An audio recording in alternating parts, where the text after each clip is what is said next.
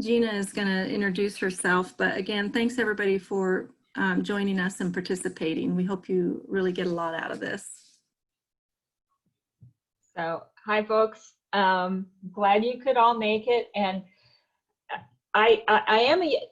my background is as a university professor, so in theory I should know how to talk to groups. I haven't done it over the internet like this, and I've not done this grant training before, so this is a work in progress for me. And I would really appreciate any feedback at the end, what you felt I left out, I should have put in something I spent too much time on, or just any feedback so that I can make this training better, because we may want to do this on a regular basis, and it'd be really nice if I did as good a job as possible. So my background is as a university professor in the biomedical sciences. I learned my craft though of writing through being an editor for a journal for about 7 years, and we had a lot of non-native English speakers who would submit manuscripts, and so I had to work a lot with people on editing manuscripts and getting them into usable English.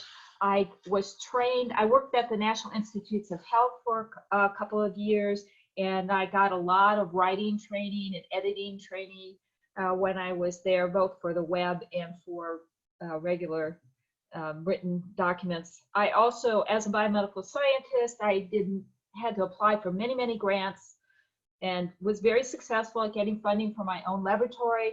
But I also then worked with the National Institutes of Health on organizations all over the world, with the Dutch Diabetes Foundation and the Wellcome Trust and a bunch of different organizations where I served on review panels. And so I'm very accustomed to reading a lot of grants. I literally reviewed at least 1,000 grants in my life. So I know how to, I know what is a good grant when I read it. So I have a lot of experience that way. And then for the past 5 years, then I've been working as a consultant, as a grant writer for people who are applying for grants, primarily in the biomedical sciences. So anyway, that's a little bit about me. Okay, so excuse me. I'm going to try sharing the screen here. This one. Oh, how did it get back to the end? Excuse me. Let's get this back up to the top. Okay, sorry, give me a minute here. That's not working. Escape. There we are. Okay, now let's try one more time here. Sorry. There. Okay, are you all seeing that now? Is that sharing? Okay, great. Okay, so thanks to YAC for making this happen. The Community Coalitions of Idaho is providing us the Zoom meeting space so that we can do this. And then the program itself is sponsored by the Robert Wood Johnson Community Collaborative Fund, and they're sponsoring a lot of YAC stuff these days. We have a nice grant from them. Okay, so let's get started. What I'm going to do is go through a lot of the big picture of writing a grant. I'm not going to go through what to say in a paragraph or any of that kind of stuff. That I'm willing to do with anybody who wants to write a grant, wants to work with me. After we finish this webinar, we can get together on a one-on-one basis and work through a grant together if you want to do that. So that's part and parcel of this training. This is kind of the overview, but then we can get into the nitty-gritty, and at the end I'll share my email and phone number with you on that. Okay, so just remember, this is kind of the 30,000-foot level and not really the nitty-gritty. So the first thing that I want to start with, though, is that when we go to write a grant, we often say, oh, so-and-so's got they're giving money away, let's go write a grant. But we haven't really thought about what we want to do. And so a critical piece of writing a grant is actually figuring out what it is you need, what it is you want.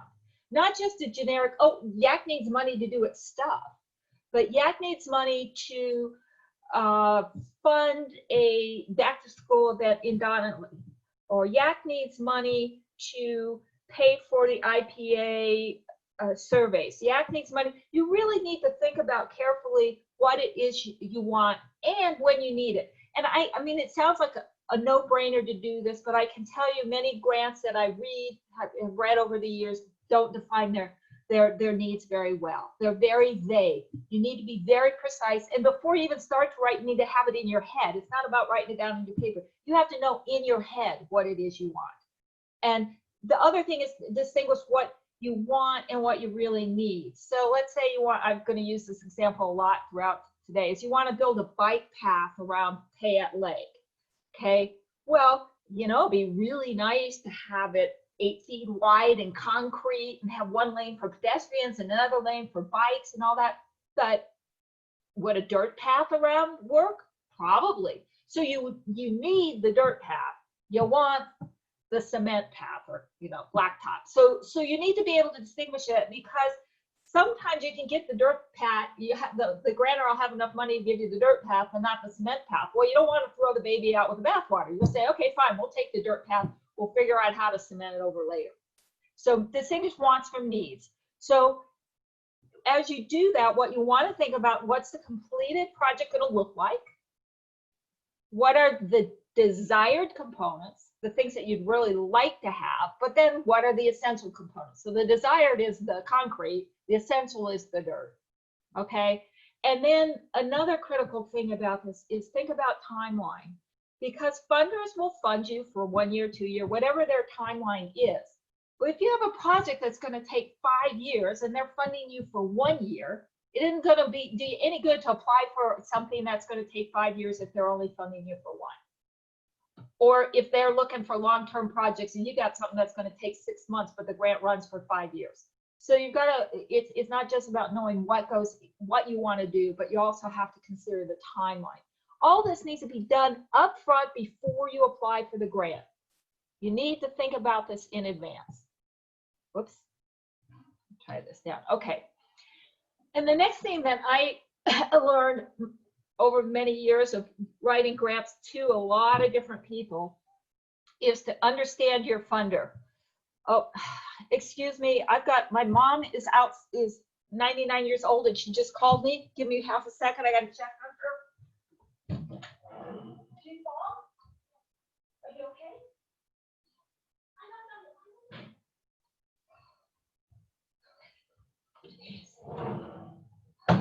Whew. Sorry guys, I just had heart failure. She's okay. Okay, so what is the funder support? So I can tell you, for many years, I did research in diabetes, and I got grants from the National Institutes of Health to do that work, from the Juvenile Diabetes Association and the American Diabetes Association. So you think, well, they all fund work on diabetes.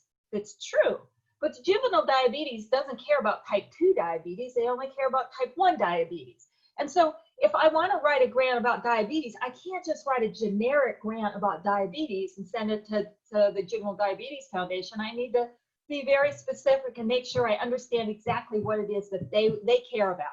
I'm not saying they won't give any money to do type 2 diabetes, but what is near and dear to their heart is diabetes in children. And so I have to be very specific when I do that grant. They also want to fund juvenile diabetes stuff, but they have a very specific kind of thing that they're interested in. And one of the things was they were interested in making an artificial pancreas. Well, I did a lot of things with type 1 diabetes in my lab, but when I wrote to the Juvenile Diabetes Foundation, I said, you know, the only thing I asked them for money was for making an artificial pancreas, because that's what was near and dear to their heart. So you really need to understand your funder. Don't ask for funding for something that's peripheral to their interests.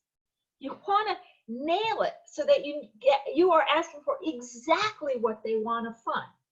And often you can use the same project for 3 different funders and write it very different ways so that they all think what you're working on is near and dear to their heart, even though it's the same project for 10 different people. You just have to put it in language that fits what they want, not language that fits what you want to do.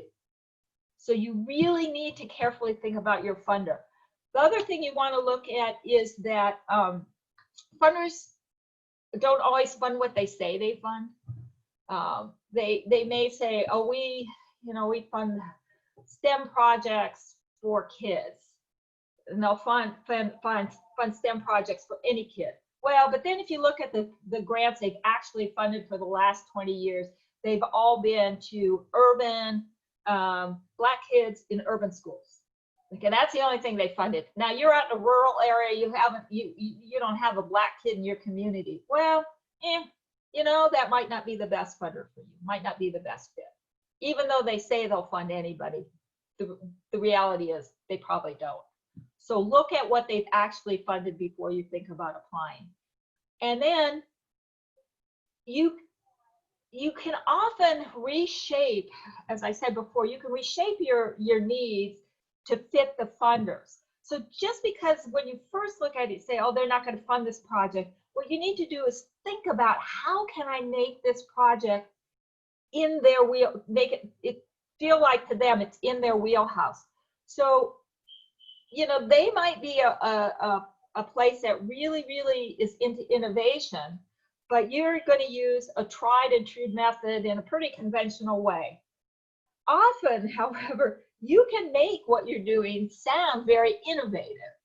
And that's, it's a trick in grantsmanship to do that. But you want to think about, if this is a very traditional funder and you have an innovative project, you might want to hide that innovation and make it sound like, oh, we're doing the same thing everybody's doing, but we're doing it a little bit better or something like that. So these are the kinds of things you just really need to think about. You really need to understand your funder when you're sending in a grant. And often the first time you send in a grant, you don't understand them. But if you get feedback from them, you can learn from that so that the next time you apply, you'll do a better job with it. Okay. Any questions at this point? All right. Okay. Now, the next thing that's really important, and people really don't pay as much attention to this as they should, is understanding the solicitation. So that is the, whatever they're asking for. First of all, before you waste any time, just make, quick and dirty, make sure your organization's eligible for the funding. And a lot of times people forget to look at that till the end, and then it's like, oh, only schools can apply to this. I thought it would be for any nonprofit, but it's not. Also, a lot of times, even though you may not be eligible, like YAC might not be eligible for a program that they want to do in the school, but the school is. So rather than write the grant through YAC may write the grant, but they partner with the school and the partner submits the grant. So you can expand your eligibility often by partnering, just so that your partner meets the eligibility requirements, and then you can work together to get that funding. So make sure you think about that before you just give up on the grant. And then this goes back to the needs and wants that we were talking about before. When you read that solicitation, again, everything you may want to do may not fit in that grant, but you may have little bits and pieces that they will fund. So for example, the Office of Drug Policy is funding, they would not fund the Iceland prevention approach, which is something that YAC's very involved in, but they will fund the survey piece of the IPA. So we didn't write a grant to them to fund all of IPA. We wrote a small grant to them to fund the survey. So you can break your needs and wants into pieces and often get it funded by 3 or 4 organizations by making that fit. The other thing though is if the grant, like if the ODP money, if they only would only give $1,000 in that grant, it wouldn't have been worth it to us. They gave up to $5,000 in the grant, and we got the $5,000, which at the time was what we thought we needed for that program. So don't waste your time writing a grant if they can't fund, if the organization can't fund enough of what you want to do to make it worth your while. And this is something, the last line on here is something that people you know, and I come from working with scientists, and scientists are really not people in general. And so we are very low, and I think most people are very low to contact a grantor. But you really need to contact a grantor if you have any questions. You may not quite understand the eligibility requirements. So then you go and write this whole grant and you submit it, and they just it comes back to you without review because you didn't meet the eligibility requirements. Or you don't really understand how what's allowed or isn't allowed in their budget. And then you submit this big budget and half of it isn't allowed. Call them. Don't go into these things blind. Call them. They're always happy to. I've never had a granting agency not be interested in talking to me. They can also tell you, if, geez, this is what we're thinking about asking money for. Is that something you guys are even interested, or should we not even waste our time? Call them, because you'll get so many of your questions answered. Don't be afraid to do it. The only thing I will say, don't do it at the last minute. There's nothing more annoying, as a person who's run grant programs myself, there's nothing more annoying than someone who calls you the day before the grant is due to ask you, gee, do you think this project fits, or can we do this with the budget, or can we do that? Ask them in advance, because they are not going to believe you have much investment in their program if you're calling them up at the last minute. So bad strategy. Okay. So up to now, we've been talking about what you do kind of before you start on the grant. Now we're going to say, okay, we've decided we're going to apply for this grant. What are the things that we need to do to make this happen? Probably the biggest thing that newbies forget is that most organizations have some internal requirements for submitting a grant. They're going to vary a ton from organization to organization. I worked in universities most of my life, and I can tell you they're pretty crazy at universities in terms of what the internal requirements are. I also worked for the federal government, and getting anything out in the federal government takes about 23,000 approvals. So what you need to do is talk to the appropriate administrator at your organization to find out what kinds of things you need to have done to get a grant out the door. Usually you need to talk to somebody in a budget office. If you're a big organization, you'll have a grants office, but if you don't, talk to your supervisor. But make sure in advance that you will be able to meet all internal deadlines, because you often have to have approval internally, which means that you can't be writing that grant at 4:30 on Thursday when it's due at 5 o'clock on Thursday, but rather that you may have to have it done a week beforehand so that it can get approved internally. Typically, you will need to have a budget approved before it can go out. So take the time before you do anything. Once you decide you're going to apply, take the time to look at your organizational requirements, so to make sure that you're going to be able to dot all the I's and cross the T's with them. I cannot tell you how many people I know who wrote the whole frickin' grant and then couldn't submit it because they didn't follow the internal procedures correctly. And you know, and these are people I've told 100 times to do this, and they still didn't. Make sure you do it. Okay.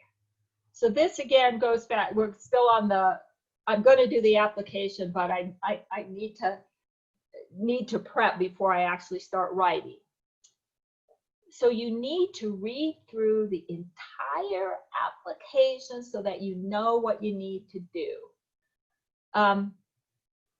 And the other thing I would say, once you think you're going to do this application, and then you read through the entire application itself, look at that and say, oh, I thought this was going to be really quick, but they want 50 pages on something. Well, I don't think I can write 50 pages on something in a week. So make sure before you actually start doing an application that you can complete the whole thing and a high quality application by the due date. If you can't get a high quality application in, it's better to submit nothing.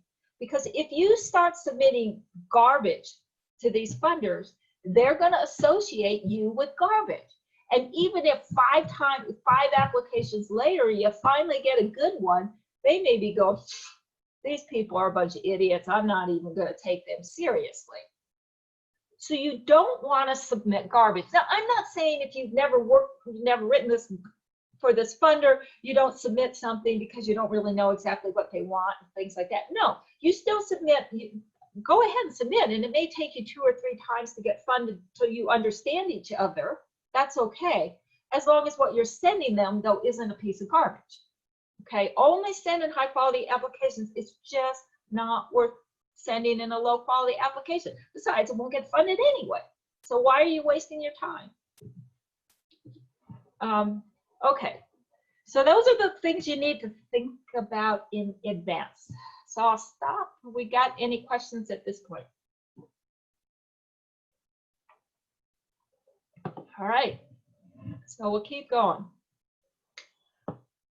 So when I write grants nowadays, if I write for YAC, generally Sylvia and I work on these together. We have Mike comes in and does helps with the budgeting pieces, and so generally sometimes Teresa with the Valley County Prevention Services helps. The bottom line is we generally write grants as a group, and most people are going to write their grants as a team. Not always, but you're going to have some team effort in most grants. So the biggest thing is one person needs to be in charge of getting that out, though. Don't say, well, you're responsible for these pieces, you're responsible for those pieces, and then somehow they're all going to come together. You need to have someone who knows what all the different team members are doing. So always identify a proposal manager. And then we go back to the previous slide. If we can get back there. Log in and read through the entire application. We're going back to that. Okay, you've got logged in, read through the entire application, and now you have to think about, okay, there's a lot of different pieces in this. You might need letters of support. You might need a statistical plan. You might need an evaluator. You might need to get price quotes. All of these different things. You need to think about those, not after you've written the grant, you're getting ready to submit it. Oh, I need all this. That stuff you have to start working on at the beginning, because that's the kind of junk that takes a lot of time. You know, you can't ask somebody to write you a letter of support. The grant, it's Wednesday and the grant's due Friday. They need time. They may need to go through several levels of approval at their own organization. The minute you know you need a letter of support, get it. Ask for it. Ask for it a month before that grant is due. Give your people plenty of time. If you have, if you find out you need an evaluator, well, you need time to find an evaluator and find an evaluator who's committed and who can give you the letter of support saying that they're going to do the evaluation. All of those external pieces take as much time as the writing of the grant itself, generally, as Sylvia knows, because she has to do a lot of those for me.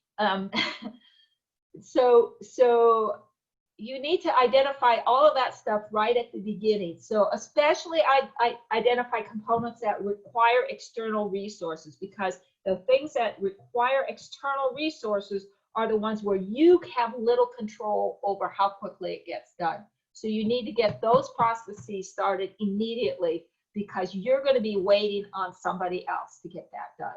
And you want to give them as much time as possible to get it done.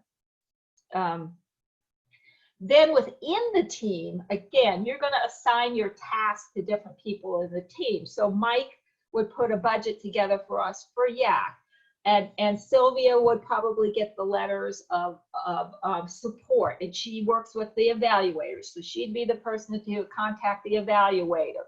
I would probably get the price quotes and actually write the proposal. But we have that kind of system worked out, that we know who's going to do what. And so if you're going to write a grant with a team, make sure everybody knows what they're going to do. And then all of those components come back to your proposal manager. You really, really need to specify tasks, give tasks to different people, because otherwise at the end, something's going to fall through the cracks. You're just going to have forgotten. It's like, oh, geez, didn't anybody get the DUNS number? Well, we need a DUNS number. And, you know, things like that. So you really need to upfront get that all laid out, because otherwise I can tell you, again, it's one of those, I know, having seen people do this, that they just didn't get the last piece done in time. We put together, I'm not kidding you, a 100-page proposal that we didn't get in on time because of somebody didn't get a price quote for something that we had to get, and we couldn't get it in. A 100-page proposal. I mean, for something as stupid as that. So it happens, and pay attention to that. All right. Are there questions on that part? All right. Now I'm going to go on to what a lot of you are going to think of stupid and boring and dumb, but I'm going to go through these little details because, as I said, I can't tell you how many proposals I've read and reviewed. I've you know, a lot. So like if I was on an NIH study section, we'd have like 30 proposals to read each time. And it's, you know, and these are 30, 20-page proposals to read. And that's the 20 pages for the text, but then you have the budget and all this, the bio sketches and all this other crap in addition. So let me tell you, when I actually look at that piece of paper with that grant on it, the format makes the difference to me. Whether it's tidy, whether it's easy to read, makes a difference to me. And it's not that if I looked at just one grant, it probably wouldn't matter, but I've got 20 or 30 of these suckers to look at. I want it to be really easy to read. So that's why I'm going to go through a lot of this stupid detailed stuff, because I think it will help you a lot. And it'll just make your reviewer like you better. And having that reviewer like you better matters. Okay? So the first thing, I grew up in an era where we got to do everything on a word processor and then submit PDFs. And I can tell you, I love that. I hate these dang online applications. But you guys are going to be working in a mixed model here. So a lot of your applications are going to be online. What I have learned is I have multiple emails, and when I do an online application, I almost always log in with a dummy email and dummy organization and stuff, so I can go through and work through their application process before I have to submit my real one. And the reason I do that is some of these organizations have the stupidest software, and it's like you have to complete all of the blanks on this page before you can move to the blanks on the next page. And that is just so annoying. Yeah, see, Mary, you're smiling. You've done this. Yeah, it's a real pain in the neck. So I usually create a dummy account so I can just type in gibberish and stuff and then go on, because you can get past those pages, because often you don't know what's in the application because you can't see the next page to even see what the next question is. It is the stupidest system. So by creating a dummy account and just filling in gibberish in all of those, you can get to the next pages. You can look at the whole proposal and see what you got to do. So that's what I usually do. The other thing is when I get in, I immediately, for my real one, not necessarily for the dummy one, I fill in the routine information just so it's there and done and out of the way, and we don't have to be thinking about that at the last minute.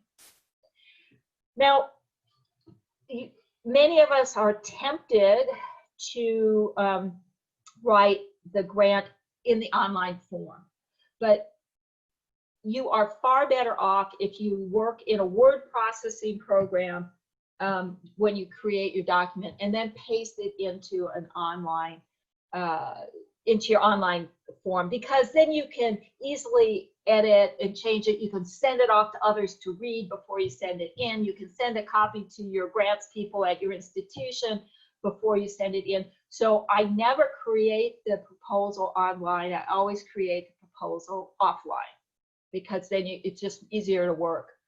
But as you're doing that, when you're going to be working off, whether you're working offline or online, the big, this is another one, I can't even believe this happened. But anyway, you want to know the page limits, characters, word count, font, whatever the specifications are for that organization.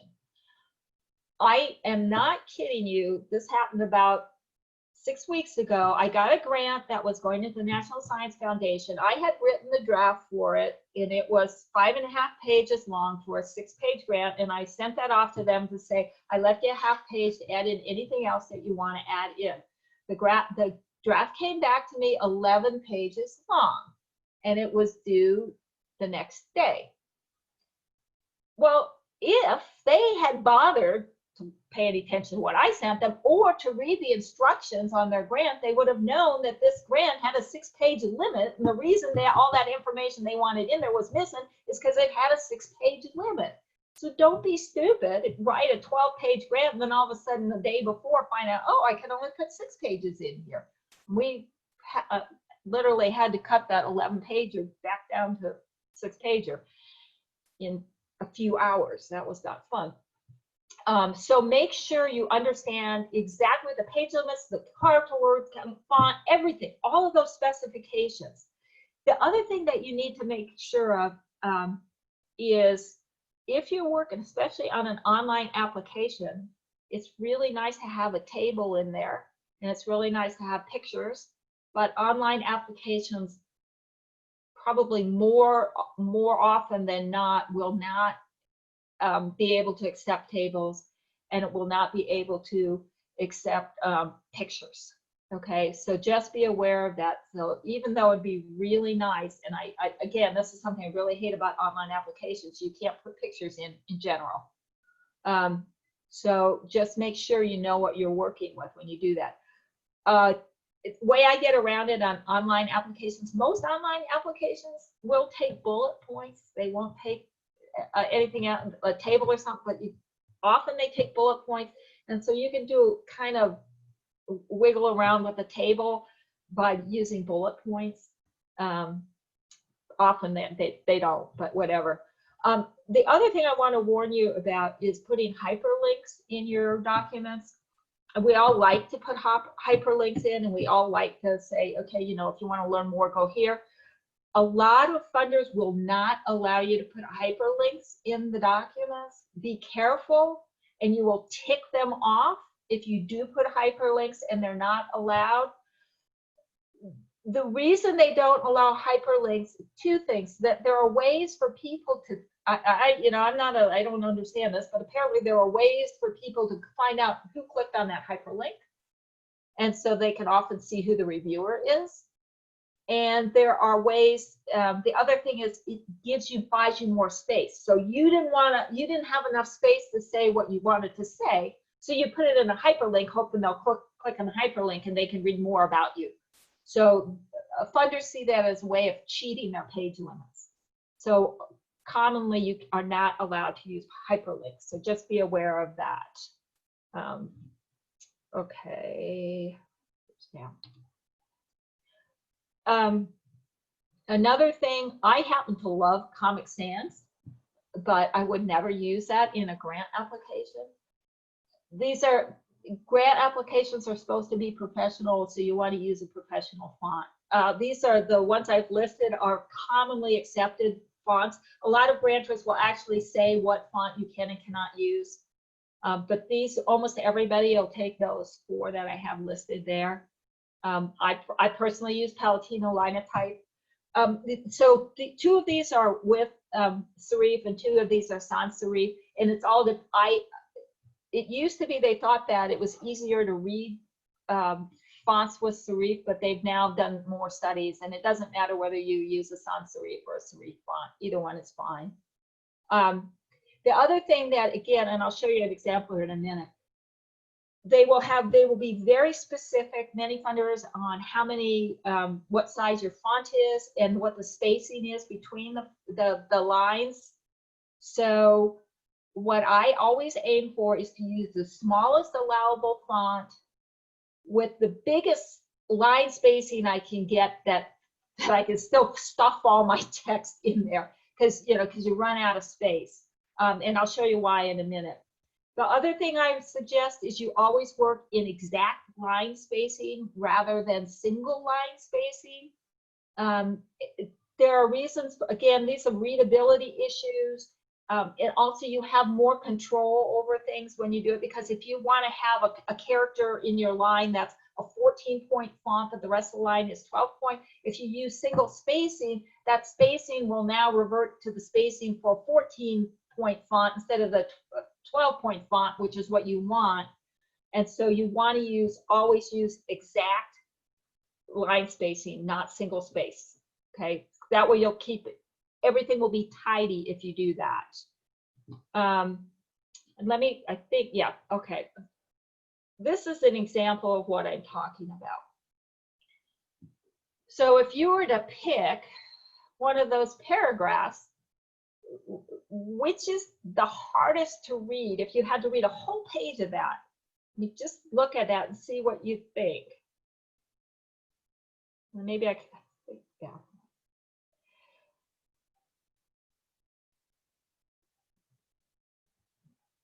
So what I'm going to tell you is, this goes back to what I said, this looks nice because that font is big, but if you have to read an entire page of that font, you start, the lines are very close together because that font is very big. So that's a 12-point font. On the other hand, if we use the same line spacing, but we now put that font at 11 point, we have a lot more white space in there. And it's less intimidating when you pick up this document with this big 12-point font in there, and this page that's very dense in print. But so if you can do if you're allowed to use a smaller font, I prefer the smaller font because it makes the page less dense. And even down here, this is a 12-point spacing. If you have the room, generally we don't, but if you happen to have the room, you can even change it to a 13-point font, 13-point spacing, so that you have more white space. And white, again, the more white space, the easier it is for your reader and the less bored they're going to get reading your grant. I think, yeah, so I would not recommend 12-point font with 12-point spacing unless you have to. Okay. Take a look at these two documents. It's the same text. And just kind of, if you had to read one of these, which would you rather read? The one on the left or the one on the right?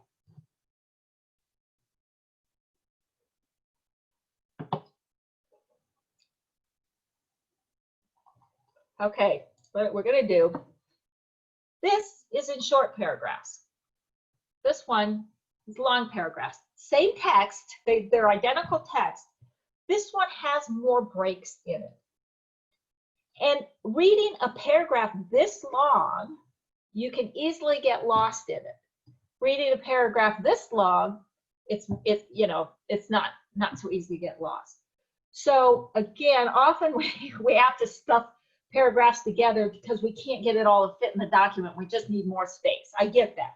But if you have enough space in your document, make short paragraphs. It's just, again, so much easier for the person that's reading it. And it's also easier for their brain because you've changed topics, and it helps them understand you've changed topics a bit. So don't write super long paragraphs. It's hard on your reader. Okay. A couple more things on readability, and then we can take a break. Never use the color red in any document. If you can avoid it, even though I understand it's really popular, don't use it. About 10% of mails are read red, green colorblind. Well, they're red colorblind. Some are green colorblind, but about 10% of males are red colorblind. Don't use red. That's a lot of people who are going to be reading your grant who can't see red. So don't use it. The other thing, again, is a readability issue. We want as much white space on that page as we can get. It's less intimidating for the reader. So if you have a grant in which you can have figures and tables and things like that, you want to remove the frames around you want to remove the frames around the figures, and you want to minimize the lines in tables so you don't have a lot of extra garbage in there. And I'll show you an example of that. Is here you can see this one has the frame around it, and this one has no frame around it. And all it doesn't change anything in terms of how many lines of text we get on the document. It's just that this one is cleaner and it's easier to read and less intimidating when you have all this excess stuff. Same thing when you have a table. If you have every dividing line on your table, it can get very difficult to read. It just makes the more garbage on the page. So take, I'm not saying that you don't have any lines in tables. Sometimes you need lines. Often what you can do is just make shading. So you can make, white, light gray, white, light gray, like that, just whatever. But the whole point here is for readability, to make your reviewer happy, just minimize lines and stuff, maximize white space. That's just, remember the goal, maximize white space. Whoops, sorry about that. Okay, and then another thing, again, this is another one to maximize white space and improve readability.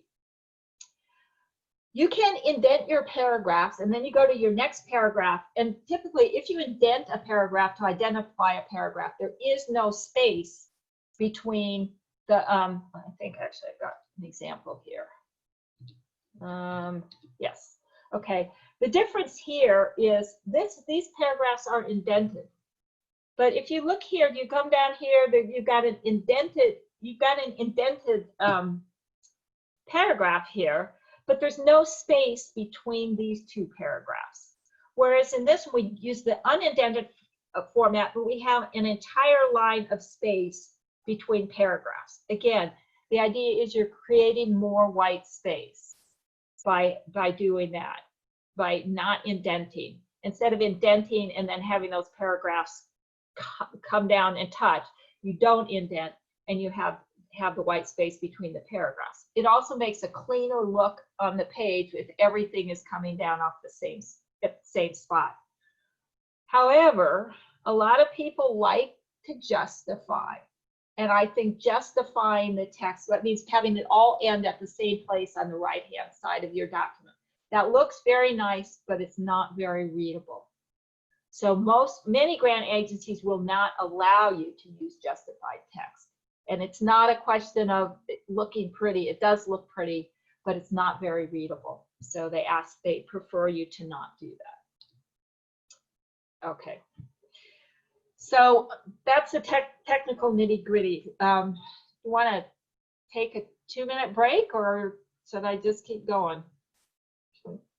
Let Sylvia know I can't see the chat. Break?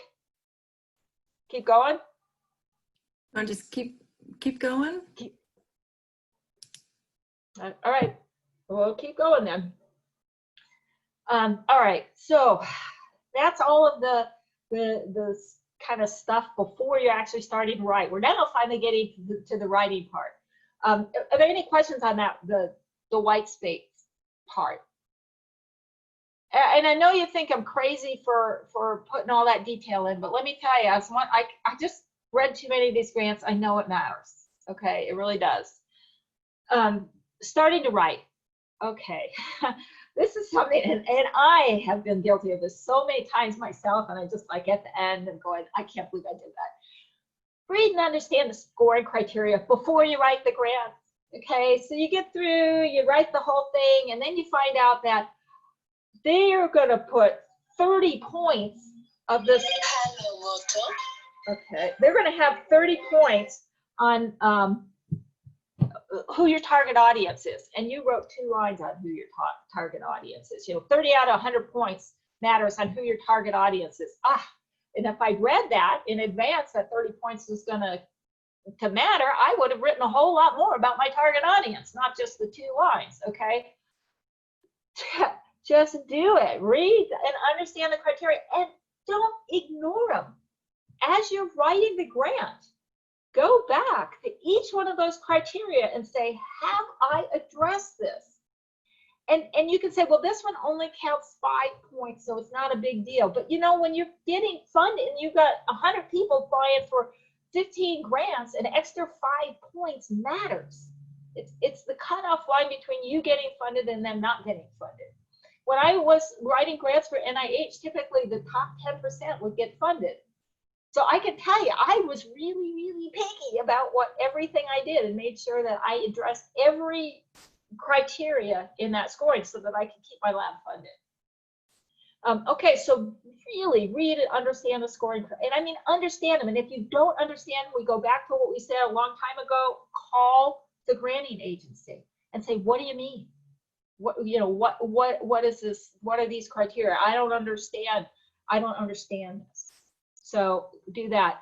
The other thing, again, that gets people hung up is following component-specific instructions. So often the top line will be, write about sustainability. And then, but if you read the instructions for, writing, telling me about the sustainability, it'll have 7 different questions under there. Answer every 7 one of those questions. Don't ignore them. Read the component-specific instructions. And it should be a no-brainer, but it's not, because as I say, I've screwed this up plenty of times myself, so I know it's not. You really need to go through and answer everything they say. So read those component-specific instructions carefully. Don't just read the top line. Read everything down there. Reading instructions on a grant just makes the difference between getting funded and not getting funded. That's the bottom line. Okay. What are you going to do? I'm going to read you something here. I'm writing a grant, and I'm answering the questions they ask me. We are SIMBA. We're a local mountain bike association who cares about mountain biking in McCall. Bikers currently can't ride around Payette Lake. They have to ride on a busy street with narrow shoulders. It's very unsafe. Our project will serve the residents and visitors in McCall, and we may even bring additional revenue to McCall. Here's our budget. Was there something missing there? I never told them what the heck I'm going to do. I cannot tell you how many grants I read where people kind of forget to tell me what they're going to do, because it's in their head. They know exactly what they're going to do, and they're trying to justify this to you. They're telling you who our target audience is. They're telling you why we know and a whole bunch about this project. We tell you what it's going to make everybody safe. It's going to be wonderful. But you forget to tell me what you're going to do. I mean, and you, again, this is what you can't imagine, but I was doing a project for the state of Idaho, and we were getting grants from teachers. And these are people who never write grants. These poor teachers were having to write these grants. And I would say probably a third of the grants we got from the teachers did not ever say what it was they were going to do. And so, I just know that for novice grant writers, and even for experienced grant writers, you beat around the bush, but you never say what you're going to do. And the other thing is, the other thing that's really frustrating, I'll read a grant, and I've read the first 5 pages of it, and finally on the 6th page, they tell me what they're going to do. I want to know at the beginning, what you're going to do. And I can tell you what really is annoying. So many of these funders, the way they organize their grants, especially these online grants, the way they organize them, they put them in specific questions, and they don't give you the opportunity early on to say what you're going to do. Figure out a way to squeeze it in. I don't care what that stupid question is. Somehow figure out a way to squeeze in as early as possible, even though the question is about your organization or something like that. Figure out a way to squeeze in what you're going to do. Because as a reader, I don't care how stupidly that grant organization, that funder wrote their application. I'm still the reviewer, and I'm the one who's going to read it, and I care what the heck you're going to do. I don't care what that funder did. So as early as possible, sneak it in. It just makes it so much easier for me as the reviewer to read it if you sneak that in. And don't forget to write what you're going to do. Not vaguely, very specifically, we're going to build a bike trail around Payette Lake, period. Then go on. Okay, and then, you know, I think these are pretty straightforward parts of the grant. What's your organization do? Who do they serve? Because almost every funder is going to ask a little bit about you. What's important is to underscore why your organization is special. And you know, we're so accustomed to working in an organization, we often don't sit back and think about what is special, what can we do better than anybody else? You know, why are we really good at this? And so often it seems like an easy question, but it's often not. You really need to think about why your organization is special. That being special will often drive the funder to fund you. It's like, oh man, these people have it nailed. They do exactly this. We know that if they undertake this project, they are in such a great place to do that project. So that's what you need to convince them of there, is why you and you alone are the best person to do that. And so that's, and often, like I say, that's takes a lot of thought. And I know for me, when I first started writing for YAC, that was a huge issue for me because I didn't know YAC that well. Now I've been working with YAC for a lot of years. I don't find that difficult, but especially if you're writing grants like Mary for other, you know, places and people, that can be challenging. Okay. Yeah. So this again, these are pretty straightforward when you begin to write your grant. But again, this is another one where people don't always really articulate the need and why it's a need. So for example, I could say, well, we've got a rec building in Iowa City, and we want to replace the stairs with a ramp. So that's the goal of our project. That's our need, to replace those stairs with a ramp. Well, as a funder, I'm like, well, you know, what's wrong with stairs? But then I really need to say, well, we want to remove the stairs and replace it with a ramp because right now, elderly can't get into our building.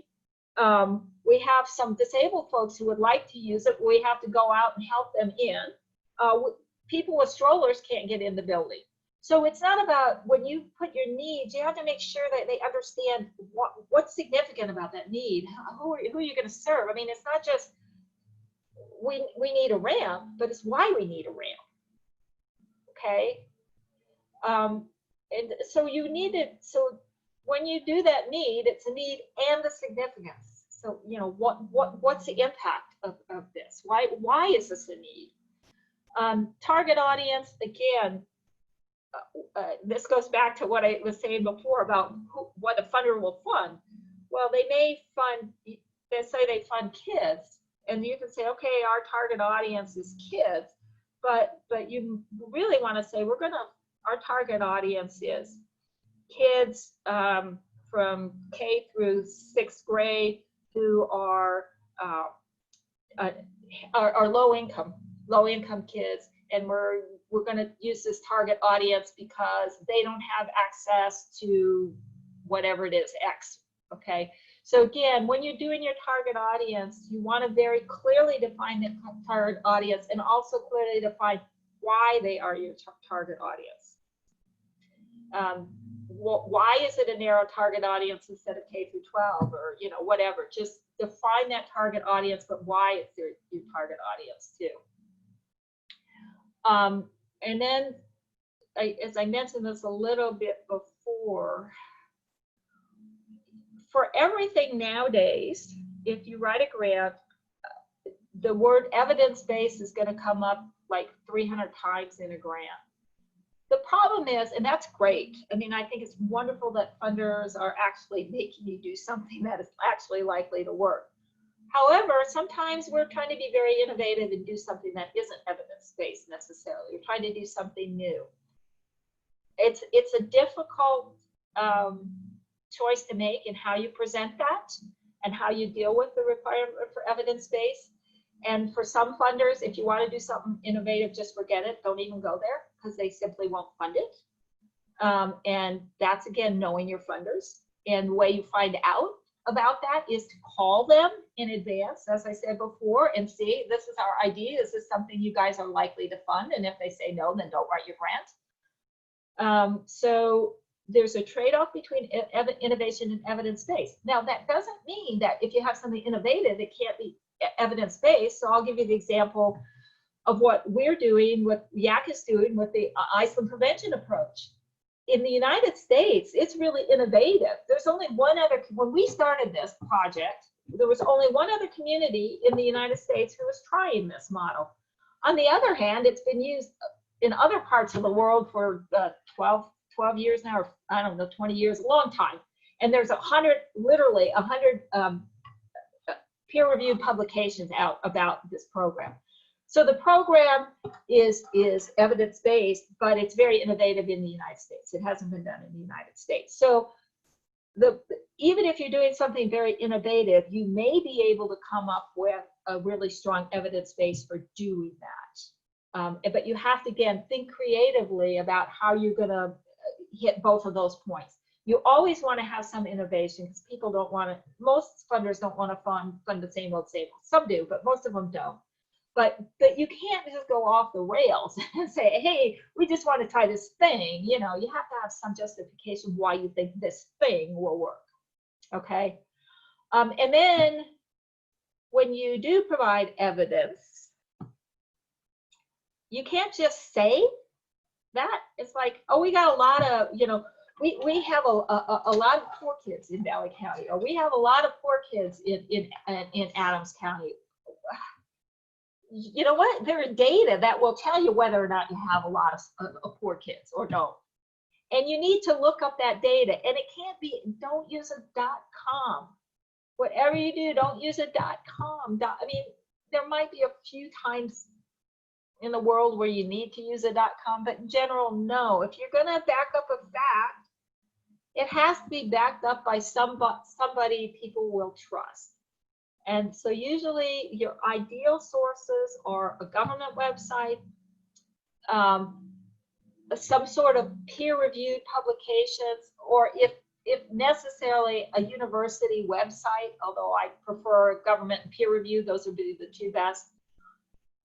.org sources are okay depending on who that .org is. So if you went to Robert Wood Johnson and used cited Robert Wood Johnson Foundation, nobody's going to blink an eye. On the other hand, if you use save the something organization, that organization might be perceived as a biased organization. And so if you're trying to say, oh, we need to save the fishies because of this, and it came from the savethefishies.org website, it might not be respected as much. So just think about what you're using as your sources for your references. But like I say, government, if you can do a state or a local or a federal government website, that's always your best source of information.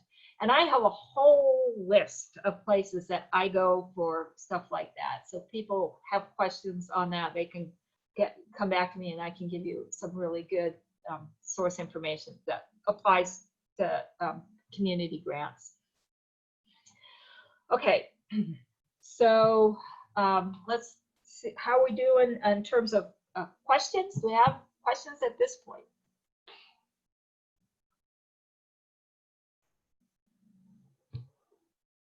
Nope.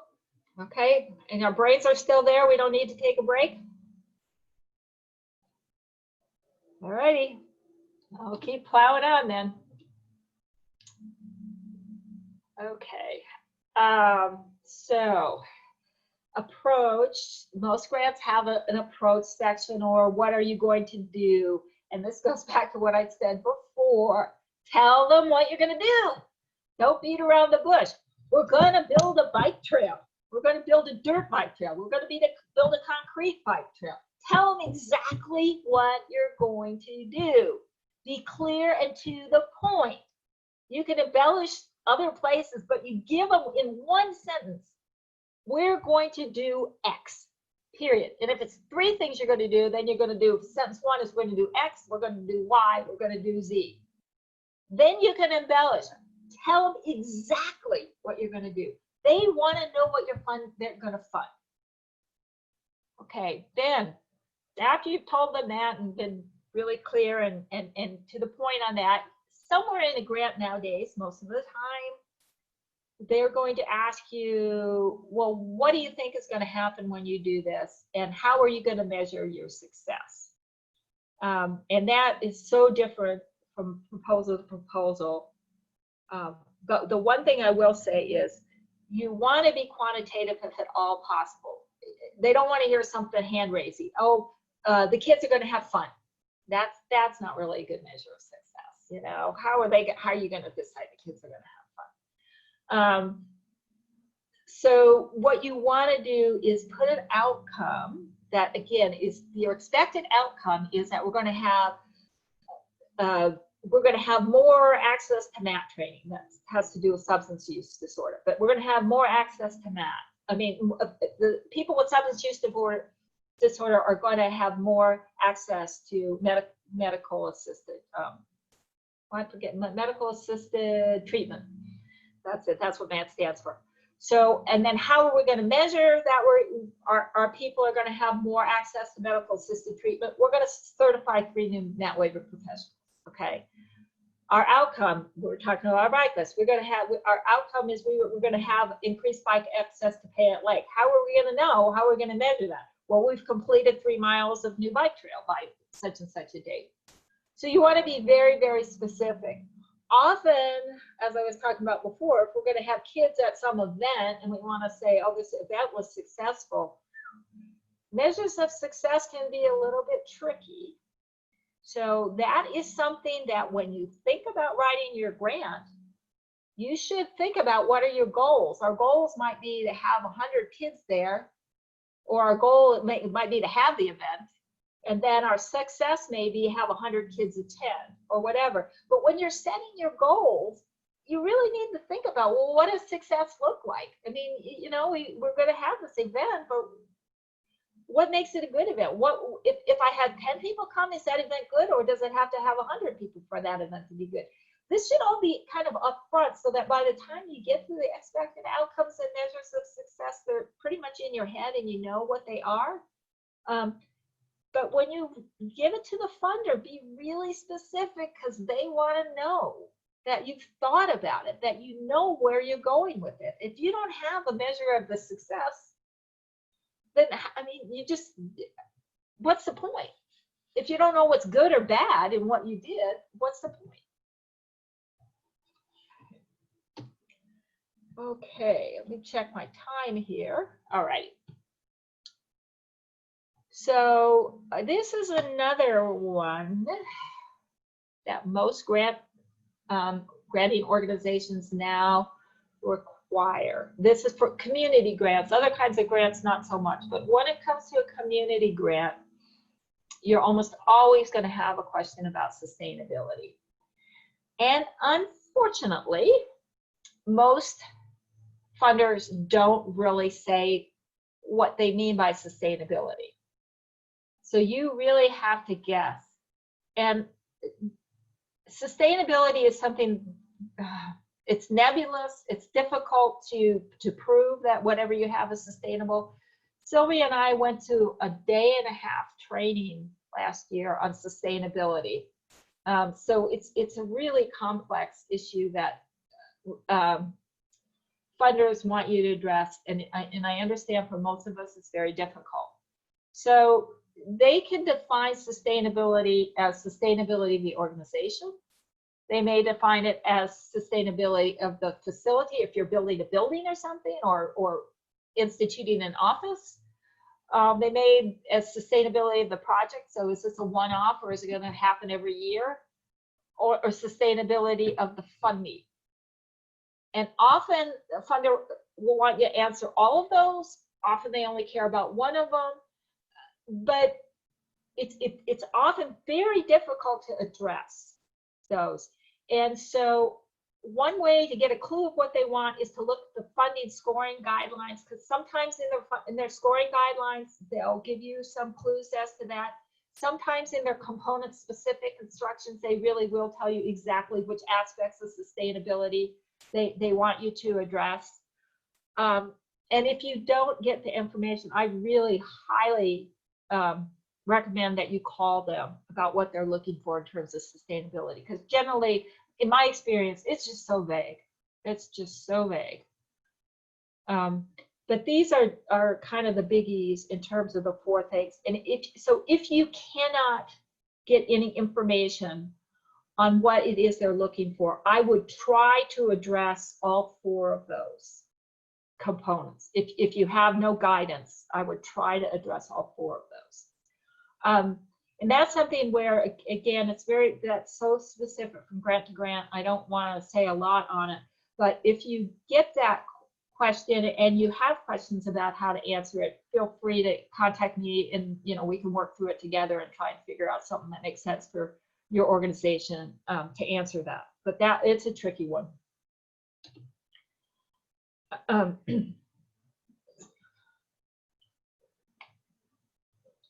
Okay. Preparing a budget. It's Sylvia's favorite thing to do. So I have done a lot of budgets. I've been a treasurer for a number of organizations, so I've done them both in terms of grants for an organization as well as grants for a project. For the National Institutes of Health, when I used to write grants for them and get funded by them, our budgets were pretty darn detailed. And so I have a lot of experience doing grants. I understand that for the first time you do these, that it's not so simple. But the things you need to think about before you actually start writing that grant is you want to go through their budget guidelines. And if you're lucky, they will provide a budget template. Most organizations do provide a budget template. The obnoxious ones don't, because if they don't give you a template, figuring out what they want is a nightmare. But hopefully they'll give you a template. And again, as you're preparing a budget, you want to go back to this thing we were talking about before, needs versus wants. If they give $50,000, but the project you would like to build is $80,000, you better figure out what of that $80,000 that you want is the true needs that you can do in $50,000. So you need to prioritize items. Then you need to think about how much that granting agency usually gives. So again, the granting agency, this goes back to, again, what they say they'll do and what they really do. The granting agency says, we'll fund grants between $20,000 and $100,000. And you look at the last 50 grants they've funded, and they've all been between $40,000 and $50,000. Where do you think you want to target your budget? Probably not at $100,000. Not likely to get it. So even though they say they'll fund $100,000, you might want to cap your budget at 50, or if you really need to stretch it to 60. Look at what they actually fund, not what they say they'll fund, because they're often very different. The other thing is to be really careful about what expenses are allowed, because we'll go down here. First, people, a lot of these, it's really annoying. they'll fund you to do any project in the world as long as they don't have to fund anybody to do it. So they won't fund people. They'll buy you the wood, the lumber, you know, whatever it is you need to build the house, but you can't fund anybody to actually build it. So make sure you know that in advance. A lot of places are really funny about travel.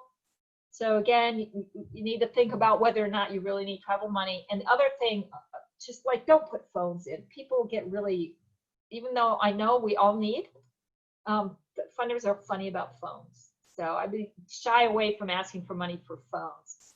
Okay, so you want to prioritize the items. You want to think about how much they usually give, what expenses are allowable. Then you write up your budget, and generally you have all these different lines, and you fill in, you know, using their template. And most budgets will say, just be sure to justify items.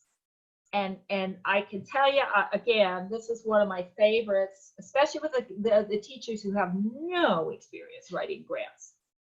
The budget justification will be pretty much like, I need it. That's kind of, you know, and generally on a budget template, you can justify the heck out of anything. They don't have any page limits on budget. So you could write 3 pages to justify a budget item. And I'm going to show you, this is an example of a justification that I wrote for a YAC budget. Yeah, I don't need you to read it. What I wanted you to see is, I was asking for $650 here. This is how much justification I wrote for that $650. And this is an unusual grant application because they actually ask you to put the impact in there. So it's more than just the justification. My point is, justify the heck out of anything you have on there so they really understand why you need that money. Again, this is a question of annoyance for your reviewer. Your reviewer is just going to say, okay, this is a great grant, and then they just say they need $50,000. I think you probably would only need $30,000 to do this, and then they're just going to say, well, they're so greedy. To heck with them. I don't want to give them a good score. But if you justify in detail why you need each item, they won't think you're greedy anymore. They'll get it. So justify the heck out of things, and even if they don't require quotes. If there's something that you think when you found out how much it cost, you were shocked. It was like, well, I thought those were like 50 cents each, and it turns out they're $5 each. Put a quote in from somebody. Append that as part of your budget, if it's allowed. It's not always allowed, but put a justification. Put that as part of your justification, or a quote as an appendix if they'll allow you. So that they really understand, yeah, I know, because if you thought it was 50 cents, they probably thought it was 50 cents too. So you really want to justify it. Again, it's a place where even if they love the grant, if they get to the budget and they just think you're just being a jerk for asking for all this money, make sure they don't think that. Show them. I used to get really annoyed with that at NIH because they had really weird budget. The way they did their budgets was very weird.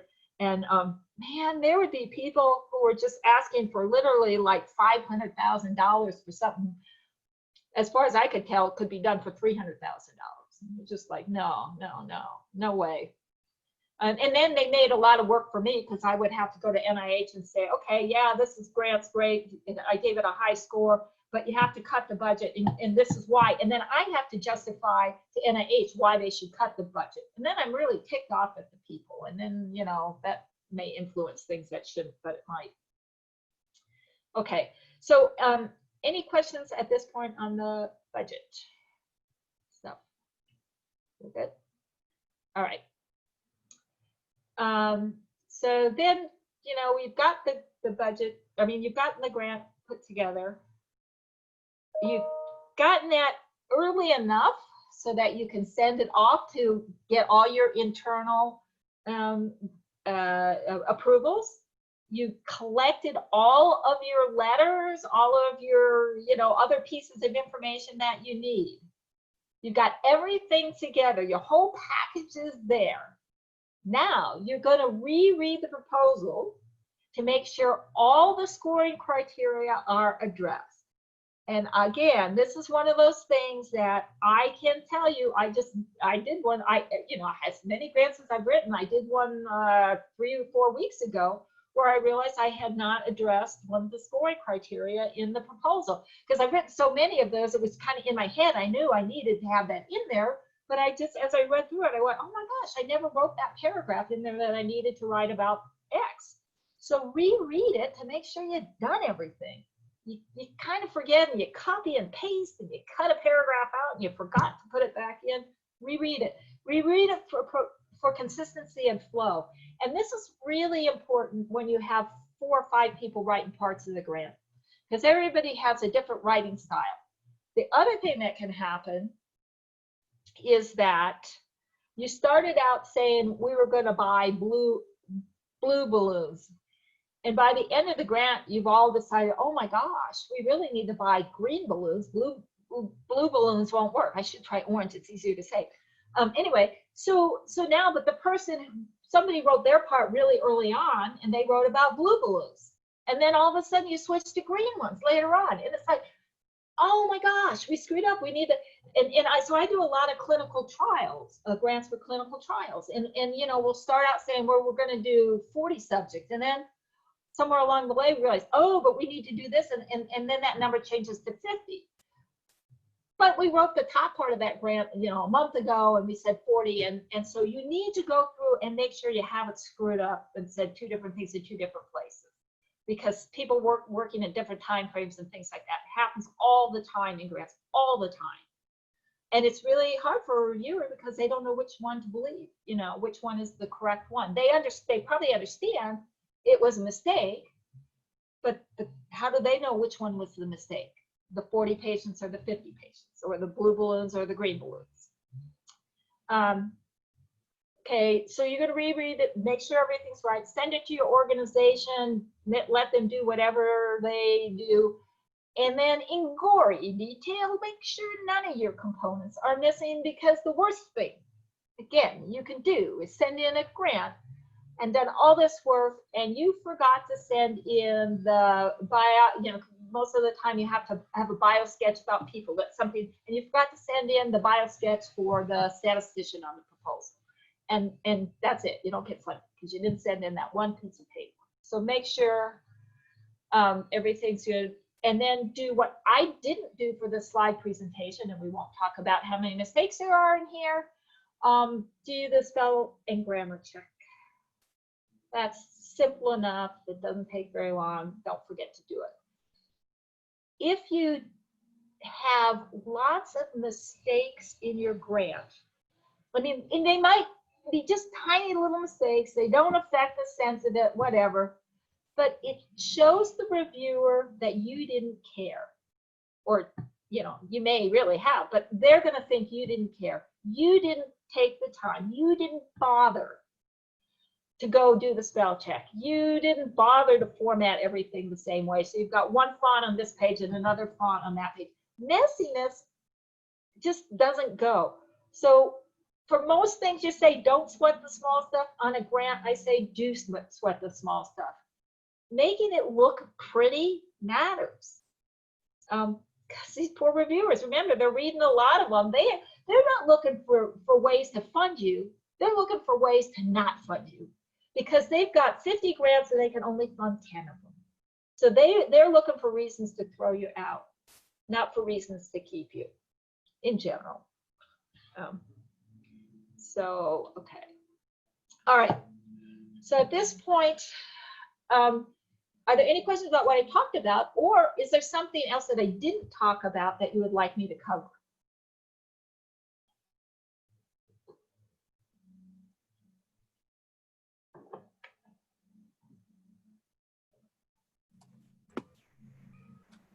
Thank you, Gina. This is Susie. Just so much information to take in and process. I'm new to the grant writing process. This will really help me be able to read the grants that our grant writer, Chris, writes.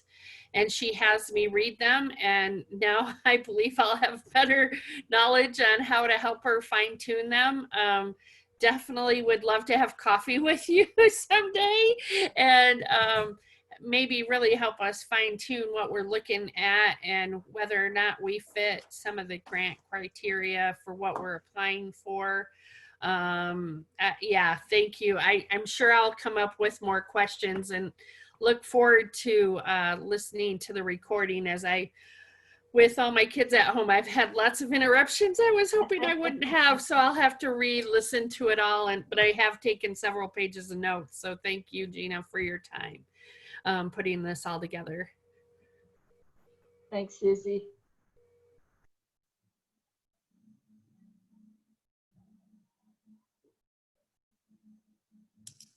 I would just add one little comment, something that happened to Gina and I that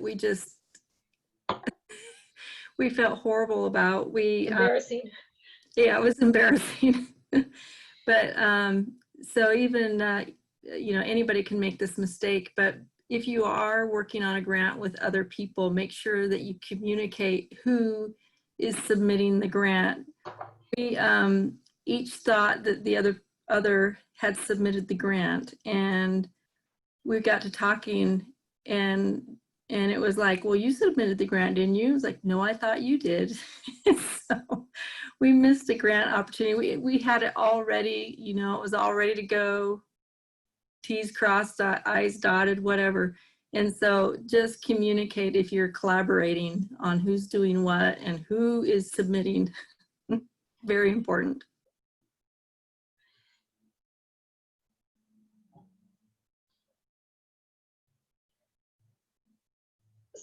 So Sylvia and I are gonna, because this is my first time doing this webinar, well, doing any webinar and on this topic specifically, I would really like feedback on it to do, let me know what I can do better for you. So we're going to send an evaluation, and you can send that. It will go to Sylvia, not to me. It'll be anonymous, but if you want to make personal comments, again, they'll go to Sylvia, not to me. So so you can say all the nasties you want, and I won't know who it came from. So please help me do a better job on this. Then the other thing that I wanted to mention, so this is kind of, we were going to do a two-parter on this, but we kind of squeezed it into one. But what I'd like to do then, since we couldn't do the longer version, is that I would like to be able to help anybody who wants to write a grant, and I will work with them on writing a proposal. And it can be whatever proposal you want, so that I can help you kind of go through this whole process individually, because it's one thing to hear me yak about it, and another to actually be confronted with this ridiculous, like a HRSA grant. I don't know. I think the call for applications was about 40 pages long. So some of these can be really crazy. So I'm willing to give you individualized help preparing an application, and that's my contact information. Now, because I am a grant writer, but I normally write grants for science, so I write mostly for biomedical sciences, typically the kind of grants I write. I'm not really good at finding sources of community grants. And Leslie Freeman down in Cascade knows a lot more about that. And so she is willing to help you find a grant to fund whatever project you're interested in. So if you want more information on that, let me know, and I'll put you in touch with Leslie, because she's happy to work with you one-on-one to help you identify granting agencies for your project.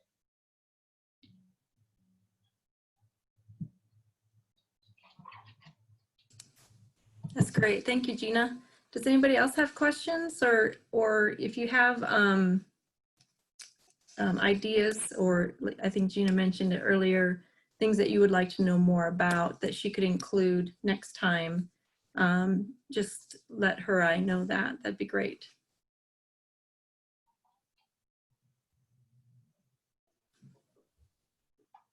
So it's a couple minutes to 3. So if nobody has any further questions, then I just want to thank you guys for joining us. And next Thursday, we'll start the first of 2 webinars on social media, tips and tricks, how to increase your likes and all that type of stuff, with David Phillips with the Community Coalitions of Idaho. So you're welcome to join us. And again, if you'd like more information, please feel free to share that information as well with anybody that you think it might help. So again, thank you. You guys have a great 4th of July and everything. Thanks, Sylvia. Bye-bye. All right. Bye-bye.